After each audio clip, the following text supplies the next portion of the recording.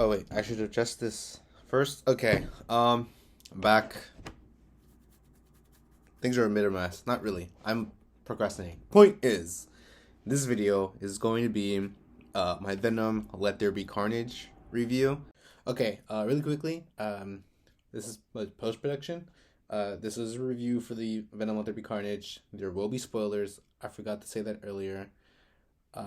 Yeah, I forgot to say that earlier. So this is just like a quick. I don't know how this is gonna look like in editing, but there's gonna be spoilers. So because I've seen the movie twice, I have a friend who has seen it like 5 or 6 times, or she's going to make it 6.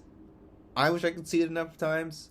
The first time I saw, I genuinely wanted to watch Venom because I thought the first movie was pretty good. You know, it was decent. It wasn't the best. It wasn't terrible. It was good though. But yeah, look, I enjoyed the first movie, and the second one it seemed also okay, and I was like, I really want to watch it. I really want to watch it. I'm gonna go. So I saw it with some friends. You know, it was pretty good. It was really really good. And the end credit scene happened, and I'm not going to talk about the end credit scene because I've been on YouTube. That's all anyone wants to talk about is the end credit scene, and I'm like, the movie deserves to be talked about too. Okay, like the end credit scene overshadows the entire movie. Is the movie great? No. Is it terrible? No. It's really good though. I really enjoyed it. I've seen it twice, and honestly, I think it's better the second time around. The first time around, it's still pretty good though. Second time around, it's definitely better. But yeah, I will not be talking about the end credit scene because that's all anyone wants to talk about. I really want to talk about the movie. I haven't seen anyone talking about this movie at all. And it's like, well, this movie's so good though, you know? But yeah. So my friend posted it on her story, Venom LTBC, and I'm not gonna lie, when I read it, because I didn't like fully read, like I didn't really pay attention to it. I read Venom LGBT, and I didn't even question it. And I'm like, yeah, that's true. Venom is pretty gay. He's super gay. Like, it's no joke. Super gay. And I'm like, Venom super gay makes sense. But yeah, okay. So main thing from the Venom movie is the whole theme. And I kept telling my friends who had not seen it, they've seen it now, that Venom Let There Be Carnage is arguably one of the best romance movies I've seen in a long time. That's a pretty low bar because I don't watch a lot of romance movies to begin with because I don't really like them because some of them are a bit too cliche. So I'm like, why bother? But it is a really good romance movie because there's romance apparent in between Eddie and Venom, super gay, Eddie and Anne, former past relationship, Anne and Dan, current healthy relationship, Cletus and Shriek, and Cletus and Carnage. Now, I really like that because I remember one of my friends asked me, "What would you have liked it that Eddie got with Anne in this movie, or would you have preferred that Eddie kind of like stayed single or like didn't work out?" And I thought about it, and in the first movie, I would have really liked that. I would have really preferred it. Maybe over here, I would have really preferred it, but in this movie, like what the whole movie was about of like Eddie and Venom learning to love themselves and then learning to love each other so they can move forward and learning to accept the fact that Anne has moved on in a new and healthy relationship and they both need to be happy for her. It was really great. That was really good. You know, they're both happy for her and they can both have a relationship with each other and have a relationship with Anne as like friends and be supportive of her. And if Eddie had gotten with her, that whole like it was I don't know if it was that apparent, but it was pretty clear to me. That whole arc wouldn't have been like it would have been meaningless. Like there would have been no point to it. So I really like that they continued staying friends, and that Anne still like helps out Eddie. And there was one thing in the first movie, because typically whenever because like Eddie's like he looks terrible. Okay, he looks disgusting as an airplane. I'm sorry. Eddie looks disgusting, and then he's like sweating, and he's like, looks like he did like a bunch of coke and like stayed up for like a week. And Dan is like a doctor, and typically in like romance movies, like the new boyfriend gets like jealous or gets like protective, and like Dan is like, oh, this dude Like, he looks terrible. He needs genuine help, and I like that. That was refreshing. I was like, yeah, okay, someone who's not like overly like in this one, he wasn't jealous. He was just like not concerned. He was just confused because he didn't know what was going on, and that made sense. That one's cool. But in the first one, he was like, "Oh yeah, like he needs like serious help, and like I can help him." So we helped him out, and I like that. That was nice. Okay, like it's like Anne and Dan's relationships is solid. It's like, you know, and Eddie's just kind of like fumbling around, and I feel like I'm pretty sure there is going to be a third Venom movie, and I feel like in the third one, Anne and Dan's relationship is going to be stronger, and Eddie's not going to be like trying to like meddle with it. You know, like I'm sure he'll still need their help, but it's not going to be like in the first two movies when he kind of wanted Anne back, and like I'm sure he still wants Anne back, but it's not going to be. He's not going to be like more or less pursue it. He's going to be more understanding about it, and I really like that. It's refreshing to see two characters that dated continue being friends after one of them has moved on, and that was cool.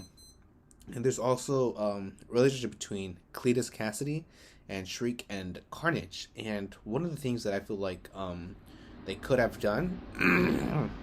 I'm gonna close the window. I'm gonna edit this out right here. One of the things that I feel like they could have done for the relationship for Cletus's character, they didn't do, and I feel like that's a lost opportunity because it would have worked so well. So Shriek obviously has powers that can like harm symbiotes, and Carnage does not like that. And it would have been really interesting to see because they just use Shriek as like as a as a plot as a plot device, you know. And that's pretty much all she really served in the movie. Um, sorry. I still would have liked to see Cletus's relationship with Shriek a bit more developed, and see Cletus more in love with Carnage. And the thing is, in this movie, that they also kind of did wrong that I didn't really like is that in the comic books, Carnage and Cletus are essentially the same person because he's like made from their Carnage is made from his blood, and so Carnage doesn't really talk that much because it's Cletus, you know.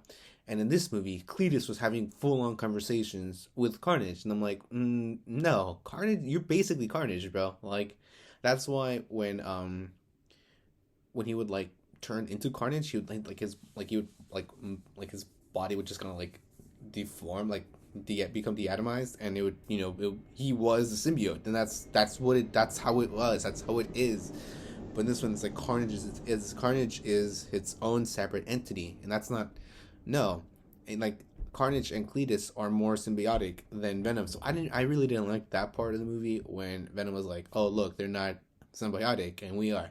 And like, no, Venom and Eddie are like a mess. Like that's like throughout the whole movie. In the comics it's different. But throughout the whole movie, they are a mess, and that's one of the reasons why I like their relationship, because it's a mess, but they both still like love each other, you know? And yeah, so I didn't really like how Carnage was like his own separate entity, and Cletus was also separate from Carnage when they should have been the same. But um, fine, they went with that route. It still would have been better if if Cletus had to choose who he loved more, Shriek or the symbiote, you know, where like the symbiote gives him all of this power, you know, and like Shriek is like someone he's wanted for so long. So it would have been nice to see like a small battle between like the three of them, and like Cletus would have to choose, and that would have been interesting. And like, I don't know what outcome would have been good, but like him choosing regardless would have been insane. Would have been really good. And let's say if he had chosen Carnage, then he would have like probably blamed Venom or whatever, you know, and that would have been just as good too. Or if he chose Shriek, then Carnage symbiote could have like got mad and like attacked all three of them. Anyways, regardless, there was potential there, and it was wasted, and that was kind of disappointing. It would have been dope, but it wasn't. Another thing that I liked about the movie is that so watch the movie, Venom is super gay. Like there is no hiding it. Venom is so gay. He's so gay. It's no joke. It's so funny though. It's so funny because Venom is like this big dude, you know, and he there's like a one scene. If you made it this far, there's obviously spoilers, but I'm going to re-record something and put it in the front. Hmm. Right. So there's one scene where he's in the club and he's talking about like, oh yeah, I'm out of the Eddie closet. Like like learning to accept myself, and everyone's like, yeah. I'm pretty sure everyone thought he was coming out as gay. And then at the end, he's like, I don't need Eddie, blah blah blah. And then he's walking away, and like the host dies, and he's like, Eddie, I wish you saw me today. Like, bro, dude, that's so gay. Like, it's adorable because Venom is like this big tough guy, and it's like that I think it's Tumblr. It's like that Tumblr pose where it's like looks like can kill you, but it's actually a cinnamon roll. Venom is so soft on the inside, and he's so soft for Eddie. Like his soft spot is for Eddie, and like it's adorable because they've both grown to like love each other, but they still kind of hate each other because at first they held each other back. You know, where Eddie held Venom back because he wouldn't let him eat people, and Venom would hold Eddie back because he wanted to eat people, and he would kind of took like a big chunk of his life, and Eddie can no longer live his life the way he wants to, because he needs to remind himself, oh, I am literally keeping a creature at bay here. So they both held each other back at the start of the movie, whereas at the end of the movie, they've both learned to kind of accept their faults and be like, okay, you know what? We can make this work. Like an actual relationship, you know? Like I'm telling you, it's self-love. So Venom accepting himself for being who he is in that club scene and coming out as gay or out of the Eddie closet. Basically, yeah, for coming out as gay. That's pretty much him learning to accept himself, like, oh yeah, this is who I am. And then Eddie kind of taking that time to also, you know, like work on himself. And then they both come back and like, yeah, like we love one another individually. Now we can properly love each other in unison. So that was super cool. I really like that. I want to show my niece this movie, but well, she's 6. I guess she could watch it. I don't know. I'll think about it. But yeah, I did really like that part. I'm telling you, it's a romance movie. It's so good. It's such a great romance movie. It almost barely qualifies as a comic book movie. I'm like, it is a comic book movie, but it's more a romance movie than anything. Like, you know, it's so great. And yeah, moving forward, I wrote moving forward on here too. Yeah, relationships and moving forward.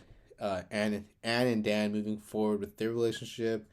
Eddie and Venom moving forward with their relationship. Cletus and Shriek and Carnage all die.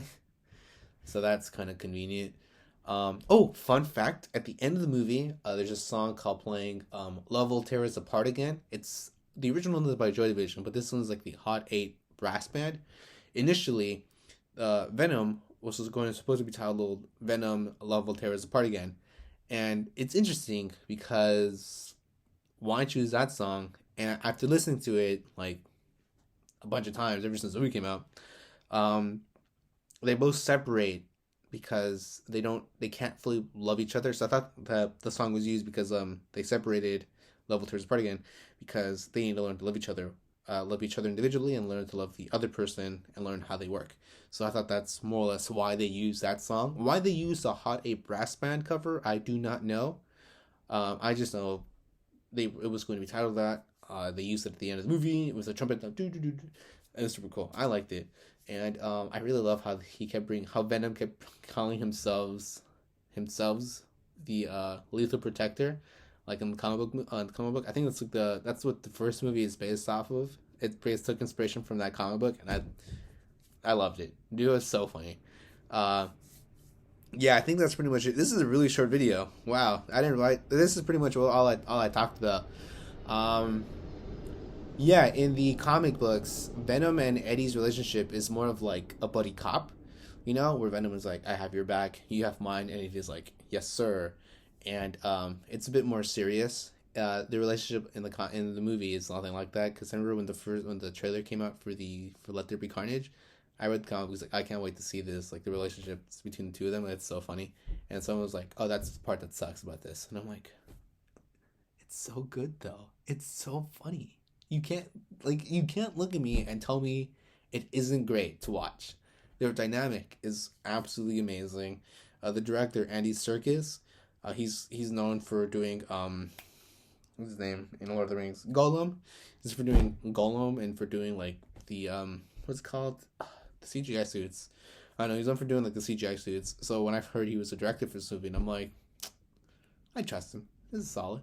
He can pull this off, and he did. And I really love how he's just like, okay, all right. So in the first movie, they made the movie kind of serious. You know, like there were some jokes. Some of them landed, some of them didn't. And I saw the first movie, and I'm like, oh, that's a pretty good Venom movie. And I go home, go on the internet, and it turns out the internet was like, oh yeah, Venom is super gay. And I'm like, how is he gay? I didn't see anything gay in the first movie about Venom.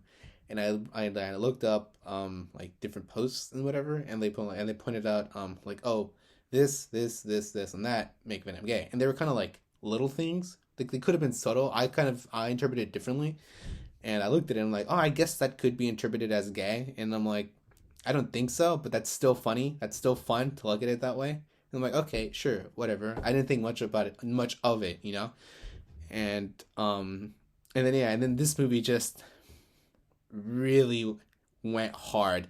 Like I feel like in the first movie it was unintentional, it just came off as that way, and then like the studio was like, oh, I guess they're gay now, and they just went ham on it. They just went nuts, and it's it's so funny.